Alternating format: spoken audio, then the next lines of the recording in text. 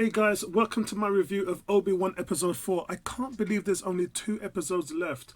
There's a lot to talk about, guys, so let's get to it. Now, if you're not subscribed, please hit that subscribe button. So there's still no answers on whether the Grand Inquisitor is dead. But I think that we all believe he isn't. We know Star Wars, we know what it's like. And this episode focuses a lot on Obi-Wan working his way through being his old self by bringing back the muscle memory of being a Jedi. So let's go back to Grogu. Remember, Grogu had trained at the Jedi Temple under various Jedi Masters, 50 years old, and he shut himself off from the Force. And the little time he spent with Luke Skywalker, which I think was about a couple of weeks, he had already sort of just regained that muscle memory. He remembered how to do all the things that he was trained, and that's the reason why Luke Skywalker gave him the choice. Here, we have Obi-Wan in the same situation where being able to do just a little bit, using his lightsaber, using the Force, just sort of started to bring back that little sort of muscle memory that he's forgotten. As I said, we even get a callback of him hiding from stormtroopers and making sounds in the distance at the other side of the corridor, something which the Alec Guinness version of Obi-Wan did way back in A New Hope. We also get more on Tyler Dureth. It turns out that she served as a captain, initially joining the Galactic Empire to try and make a difference, and she became disillusioned and ended up secretly becoming a member of the underground movement that helped smuggle surviving Jedi to safety. So if you was wondering why she seems so adept and good at using the controls and being able to know where everything is, that's the reason why. So having escaped Vader, Obi-Wan and Tala infiltrate the Inquisitor's stronghold on the ocean moon of Noor in the Mustafa system to rescue Leia. Now, being interrogated by Reva for details on the path, Leia kind of held up really well. And remember I said to you guys, she is Force sensitive and already using the Force. It's subliminal. The things that young Leia is doing as normal, which she thinks is normal, is actually using her Jedi abilities. She doesn't understand the Jedi. She doesn't know the Jedi. She doesn't know what their powers are. She just believes that whatever she can do is something which she has the ability to do as normal. But as I said, she's able to block Reva from reading her mind. And again, I did explain that in the future, when Luke tells her that she's his sister and a Jedi, she actually believes him because she feels that she's been special all this time. So it's no shock to her. So they say that this place that is guarding Leia is unguarded because nobody is silly enough to attack it. But that's just what the path did. And they seemed helpless to stop it. 2 lone fighters. Snow speeders, by the way, really, really good and well developed. Earlier models, of course, because this is 15 years before Empire Strikes Back. And you can see actually where the cockpit enters at the back, where the doors open, it's slightly different. But you can see 2 fighters were silly enough to attack it. 2 lone fighters waltzed into the tower without notice. And this is what I thought. So I got to complain about this. It's strange when you think that any sci-fi story, film or TV show have sensors. They have sensors of some kind. Even in the 21st century where we are living in right now, Earth is able to detect something flying into the aerospace. We can see it. So it's silly that in the future, with all that technology, no one saw these 2 fighters flying in. So 2 fighters were able to just fly into a galactic stronghold, easily get away with a rescue, and it just would never happen on any other series.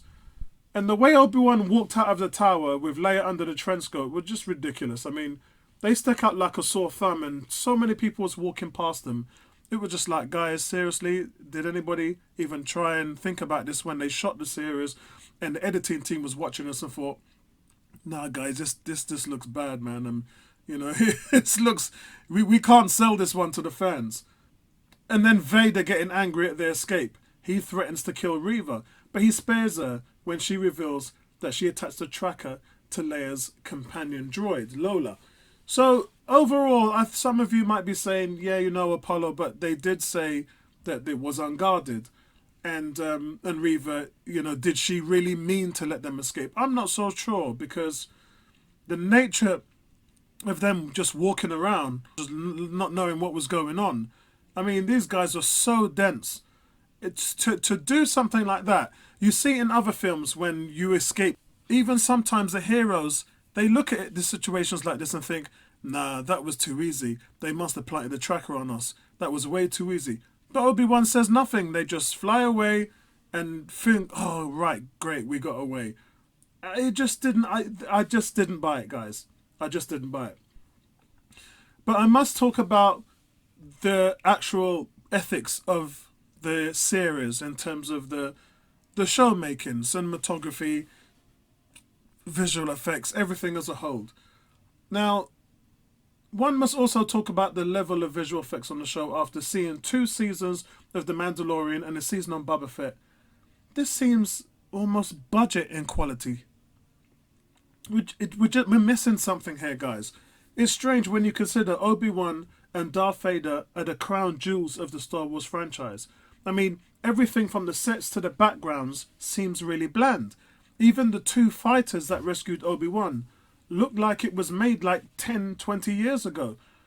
Look, I'm not crapping on the series. I'm not doing that. I love it. I'm a Star Wars fan. I love anything Star Wars.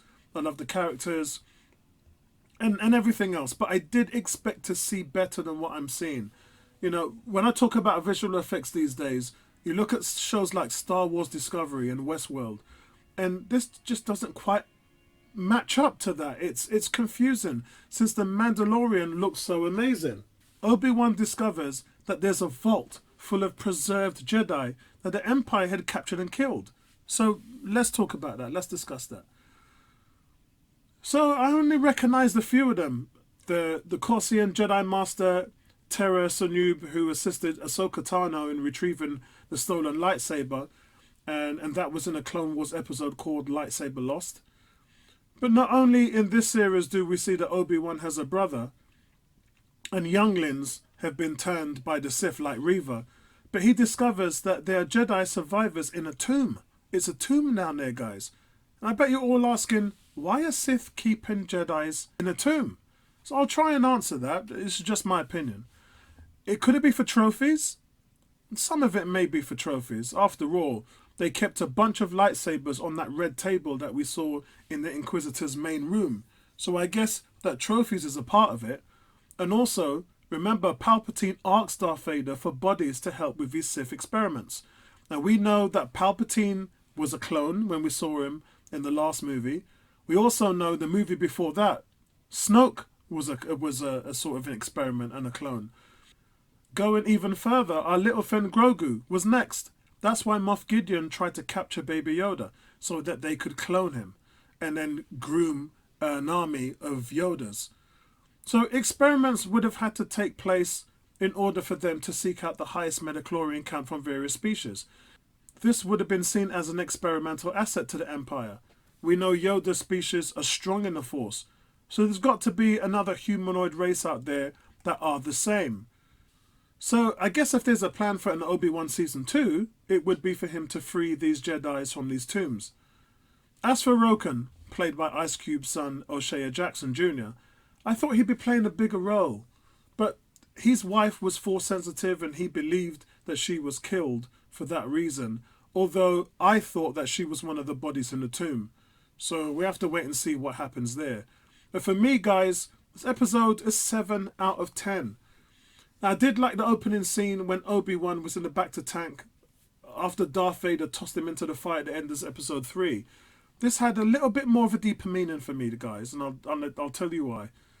Because the Star Wars fans, Vader and Obi-Wan was almost connecting with each other subconsciously.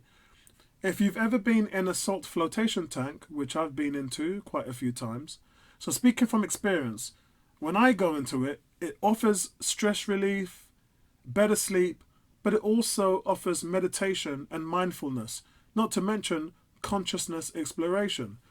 So that bacta tank, I believe, does the same thing, which is why we see them, and also Boba Fett. Remember in Boba Fett having all these repressed visions. You see, guys, Vader always dreamed of burning Obi-Wan for his revenge. This was seen in the Darth Vader 13 issue comic by Charles Soule. Vader remembered Watto in that series and also being denied rank of Master Jedi too. He also dreamt of burning Obi-Wan in the same way that Obi-Wan let him burn on Mustafa. As for the fight in Return of the Sith, they were both evenly matched. So let me know what you think, guys, in the comment section below. And that's all from me. I'll speak to you in the next one. Peace out.